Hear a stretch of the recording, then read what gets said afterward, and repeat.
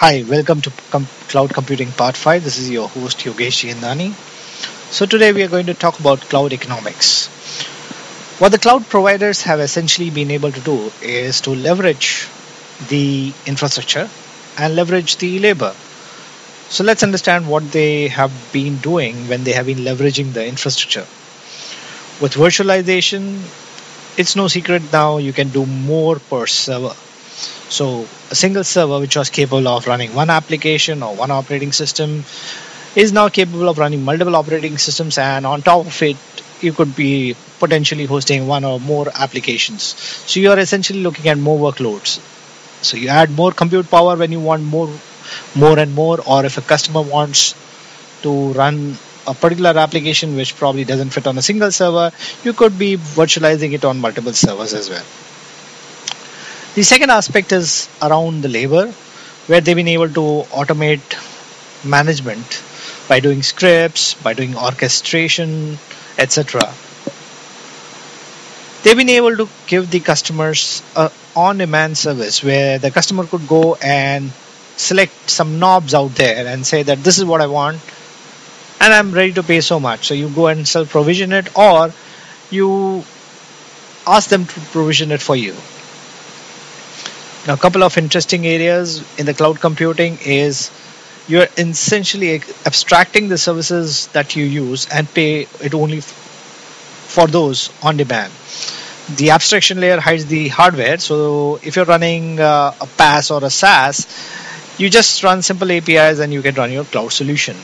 Or you could use a cloud integrated development environment, which is essentially the same environment as you're going to deploy your actual solution. So if you're going to deploy, let's say, a database using Oracle, or probably a ERP, which is a specific vendor's ERP, let's say SAP in this example. So you could essentially hire that platform and do your testing, your coding, your design, deployment, support, blah, blah, blah. And if you want to go further, then you have the cloud application builders, the people who essentially build the framework for you. So the cloud application builders are intended for more power users than for professional developers. Now what I did is essentially take some more interest into the cloud and create some animation around it. So the next slide will show you some animation which I hope you find interesting. Hello sir. I am here to explain the economics of cloud computing to you. For starters, it's about reducing costs, getting new applications faster, reduction of deployment time. Well, how much can I save?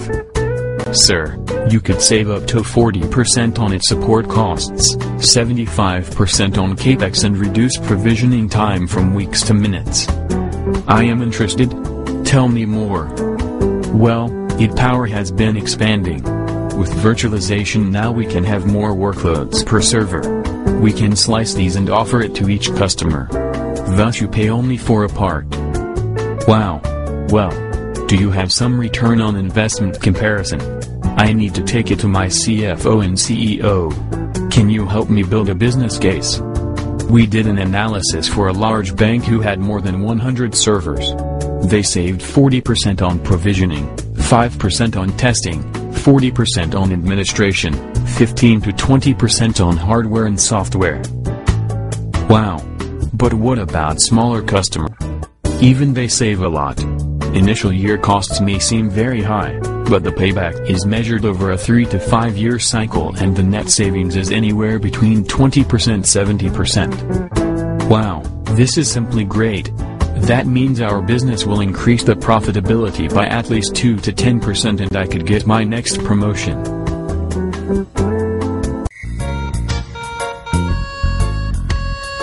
Well, how is the service better than what we provide to our users? Let me tell you about the automation achieved by cloud providers. Cloud providers have automated most of the routine tasks which were labor-intensive. Say for example, deploying a user PC requires OS, application, antivirus, etc. Ask me. Every time a new user joins our organization or we have to reclaim an old employee's data, it is a nightmare. Do you know what it costs to have a new user up and running in an organization? Well, I guess the first few days or weeks is like the setup time. But we have never measured the costs. We do have images now which allows the automation, but it takes time. That's precisely what the cloud providers are automating.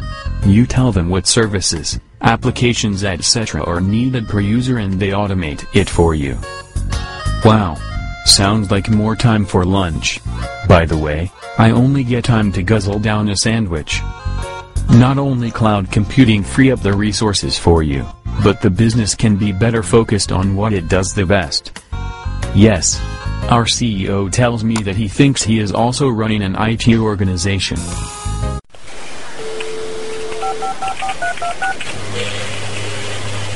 Someone sent me an email regarding the Amazon EC2 service. What is it? Amazon Elastic Compute Cloud or EC2 service is an infrastructure service. You can rent their compute gear as much as you want. So I do not need to invest in testing servers. I can dump my OS or applications onto their servers and see how they run. So I can do a POC and then build the apps. Absolutely. Here you are renting their hardware. But if you go to force.com then you can even rent the OS and the applications. So you just build your app and test. Wow. But does it cost a lot? Amazon's service is priced a few cents per hour for the type of instance, memory, or CPU or GPU usage. There is no minimum fee. For force.com it is $50 or $75 per user per month. Well, our current needs are email and productivity applications. You could then go to zoho.com and select the ready email or productivity applications. Wow. That means I do not even need to build my applications. I get everything? How much will it cost? It is a per user pricing with Zoho or even Google Docs. Email is $2 per user per month.